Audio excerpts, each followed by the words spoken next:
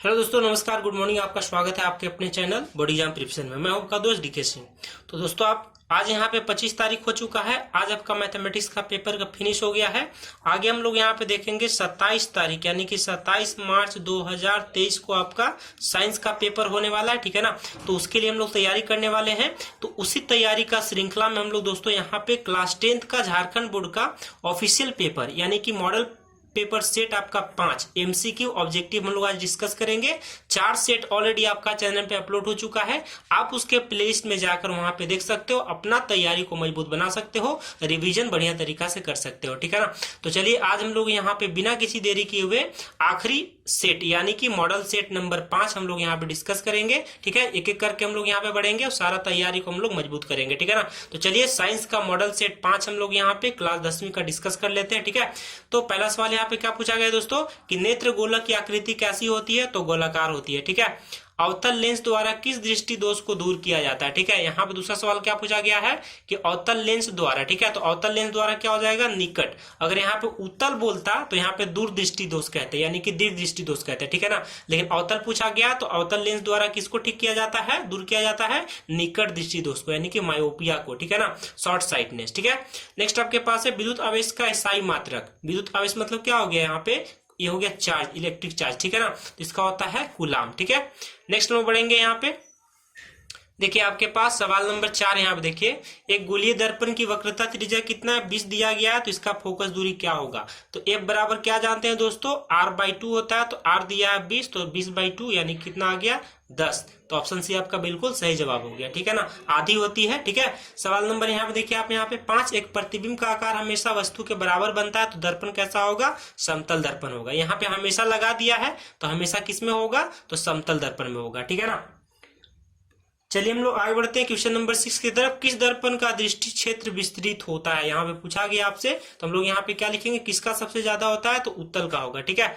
Next हम लोग यहाँ पे देखेंगे 7 नंबर सवाल पूछा गया कि हजामत बनाने में किस दर्पण का उपयोग किया जाता है। तो क्या लिखोगे यहाँ पे, अवतल दर्पण का यानी कि कनकेव मिरर का इस्तेमाल किया जाता है। ठीक है ना। नेक्स्ट आपके पास है वैक्यूम यानी निर्वात में प्रकाश की चाल कितनी होती है, तो 3 × 10⁸ मीटर पर सेकेंड होता है। ठीक है। सवाल नंबर 8 हमारा यहाँ फिनिश होता है दोस्तों। आगे बढ़ते हैं हम लोग 9वें सवाल की तरफ। ठीक है। तो फटाफट आप इसको देख लो क्योंकि हम लोग को सब्जेक्टिव पेपर भी डिस्कस करना है। ठीक है ना।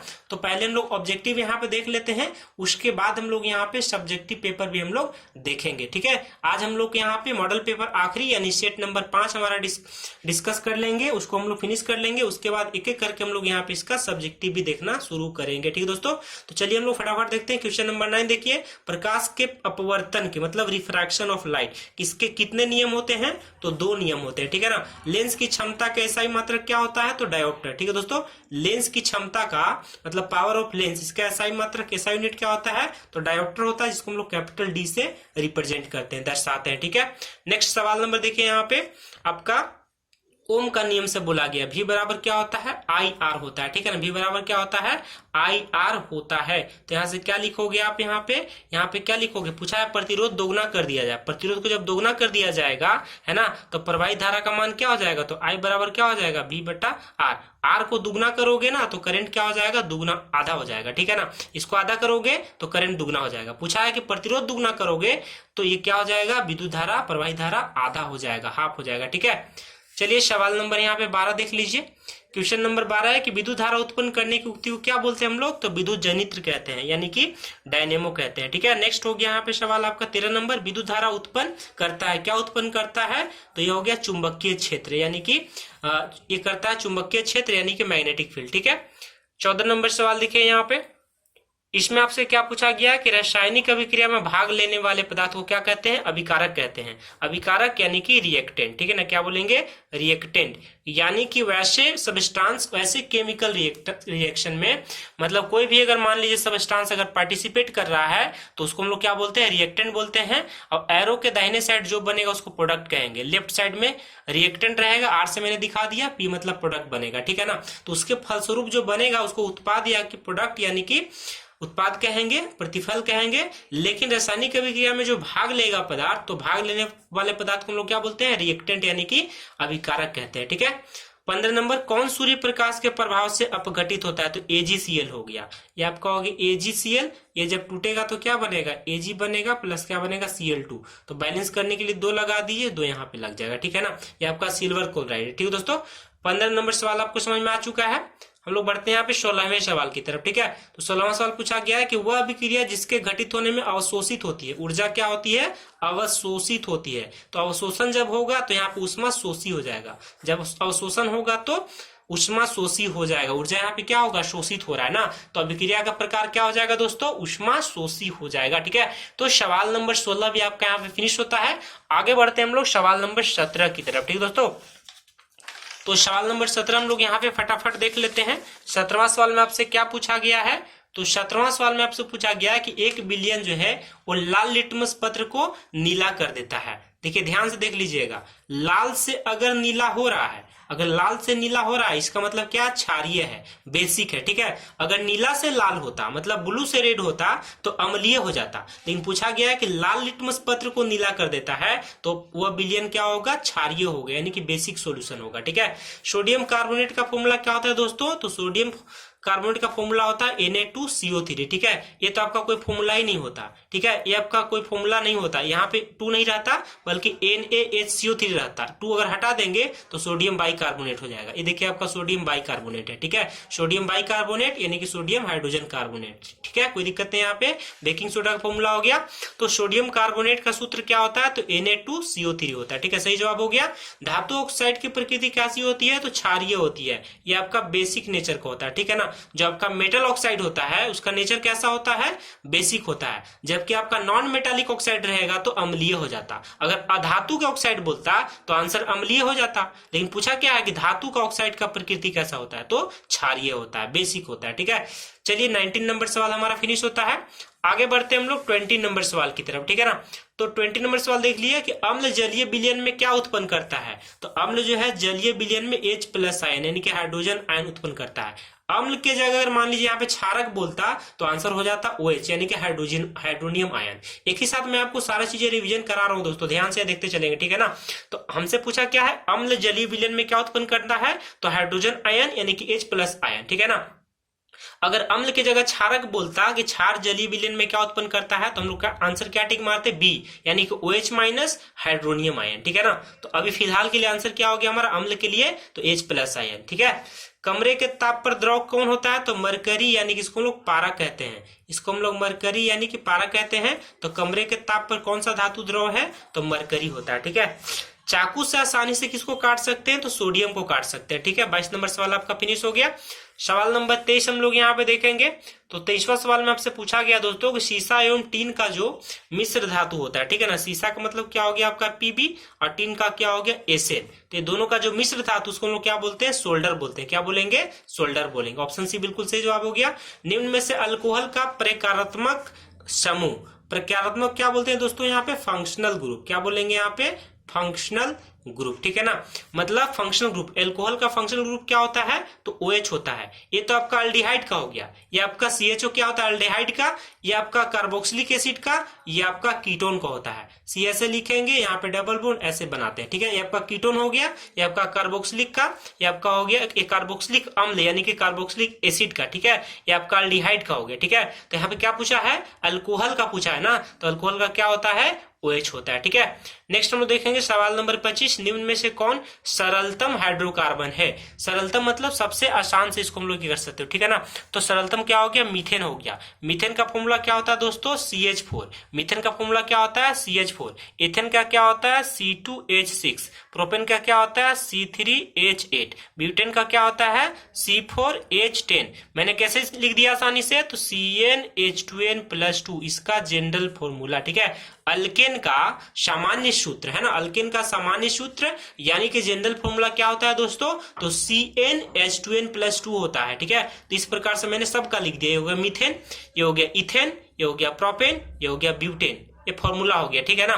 तो पूछा है सरलतम हाइड्रोकार्बन कौन है? तो आंसर क्या हो जाएगा? मीथेन यानी कि CH4। ऑप्शन ए आपका बिल्कुल सही जवाब हो गया, ठीक है। आगे बढ़ते हम लोग सवाल नंबर 26 की तरफ, ठीक है ना।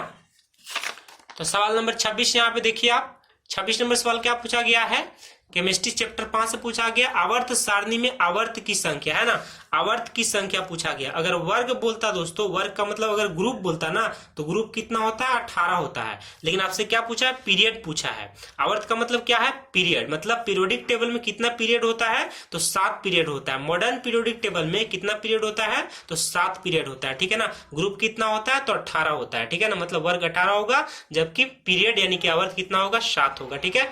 एक कोशिकीय जंतु कौन है, तो अमीबा है। एक कोशिकीय का मतलब क्या दोस्तों, यूनिसेलुलर ऑर्गेनिज्म, ठीक है ना, यूनिसेलुलर। एक कोशिकीय जंतु कौन है, तो अमीबा है, ठीक है। 28 नंबर सवाल यहाँ पे देखेंगे, मनुष्य के मुख गुहा में कितने जोड़े लार ग्रंथियां पाई जाती है, कितने जो लार ग्रंथियां पाई जाती है, तो ऑप्शन क्या हो जाएगा आपका, 3 जोड़ा। कितना हो जाएगा, 3 जोड़ा। कोशिका का पावर हाउस किसे कहा जाता है, तो माइटोकॉन्ड्रिया कहा जाता है। ये आपका सब्जेक्टिव में भी पूछा जा सकता है कि कोशिका को, मतलब माइटोकॉन्ड्रिया को कोशिका का पावर हाउस क्यों कहा जाता है, ऐसा पूछा जा सकता है। तो मैं सब्जेक्टिव डिस्कशन में वो सारी चीजें बताऊंगा आपको। फिलहाल हम लोग ऑब्जेक्टिव यहाँ पे टिक करते हैं, यहाँ पे कि कोशिका का पावर हाउस किसे कहा जाता है, तो माइटोकॉन्ड्रिया को कहा जाता है, ठीक है।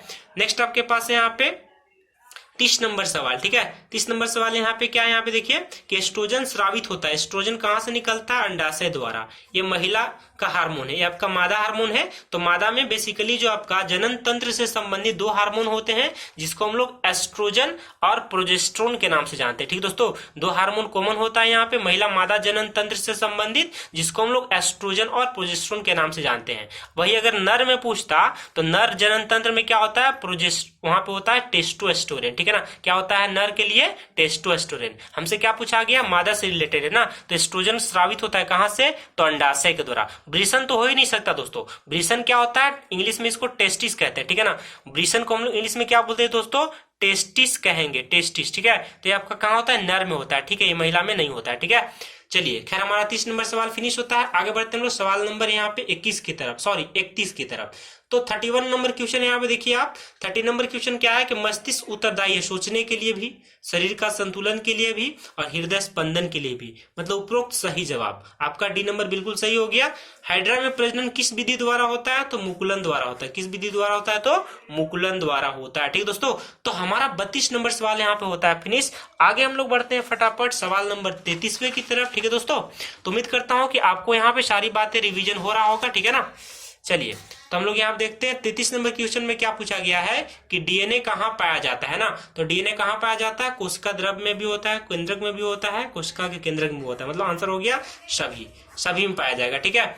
34 नंबर सवाल देखिए, जिन शब्द सबसे पहले किसने प्रस्तुत किया, तो जॉनसन ने किया, ठीक है।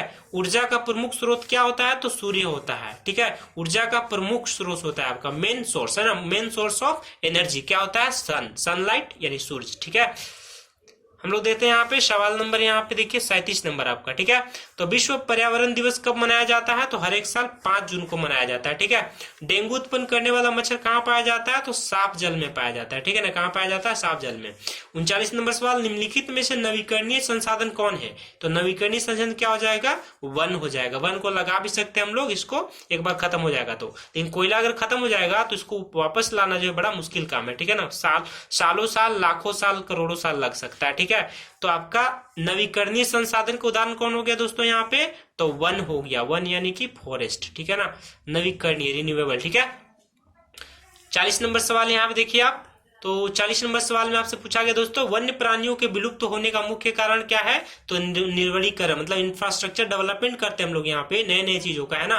तो उसमें क्या होता है कि वन्य प्राणी विलुप्त होते जाते हैं, खत्म होने जाते हैं, क्योंकि हम लोग जल जंगल जमीन को हम लोग नष्ट कर रहे होते हैं, बर्बाद कर रहे होते हैं, ठीक है ना। खास करके जमीन में हम लोग लगे हुए जो पेड़ पौधे होते हैं, वन होते हैं, उसको हम लोग खत्म करते हैं, इसलिए वन प्राणी जो है वो विलुप्त होते जा रहे हैं, खत्म होते जा रहे हैं, ठीक है। तो इसका मुख्य कारण क्या है, तो निर्वनीकरण, ठीक है दोस्तों। तो 40 नंबर सवाल फिनिश हो गया, लेकिन एक सवाल वहां पे मैंने छूट गया था मिस्टेक से, ठीक है ना। तो लास्ट में 36वां सवाल में यहाँ पे आपको शामिल कर दिया हूं। तो अनुवंशिकी शब्द का प्रतिपादन सबसे पहले किसने किया था, तो मेंडल ने किया था। मटर वाला प्रयोग तो आपको याद ही होगा दोस्तों, जो कि आपका मेंडल ने सबसे पहले मटर के दाने पे प्रयोग किया था, मटर के पौधे पे प्रयोग किया था, ठीक है ना। तो 36वां सवाल जो छूट गया था 36 नंबर क्वेश्चन, वो भी मैं यहाँ पे फिनिश कर दिया। तो सबसे पहले किसने किया था, तो आपका हो गया यहाँ पे इवोल्यूशन हम लोग कहते हैं इसको, ठीक है ना, अनुवांशिकी। तो ये आपका हो गया मेंडल, है ना। इसका आंसर क्या हो गया, मेंडल।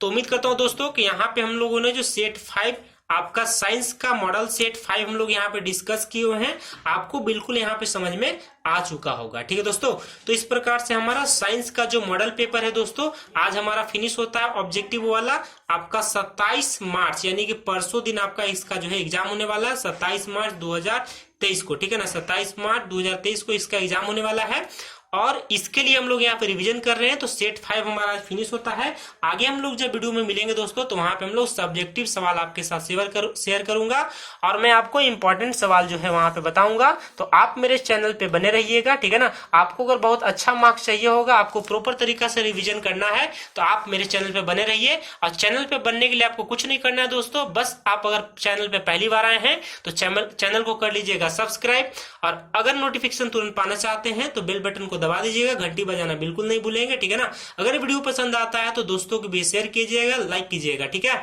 चलिए तो हम लोग मिलते हैं इसी प्रकार से नए वीडियो के साथ। और आगे मैं आपके साथ लाने वाला हूं सब्जेक्टिव क्वेश्चन, तो बोर्ड एग्जाम की तैयारी के लिए आप मेरे चैनल से जुड़े रहिए। ठीक है दोस्तों, तो आज हम लोग इस वीडियो को यहीं पे फिनिश करेंगे। ठीक है, और आपके आने वाले जो एग्जाम है 27 तारीख को साइंस का, उसके लिए आपको एडवांस में बेस्ट ऑफ लक हमारी तरफ से और बोर्ड एग्जाम प्रिपरेशन चैनल की तरफ से आपका हार्दिक शुभकामनाएं। Best of luck to all of the students. ठीक है, तो चलिए हम लोग मिलते हैं नए वीडियो के साथ। आज के लिए इतना ही, इस वीडियो को हम लोग यही फिनिश करेंगे। तब तक के लिए जय हिंद, वंदे मातरम।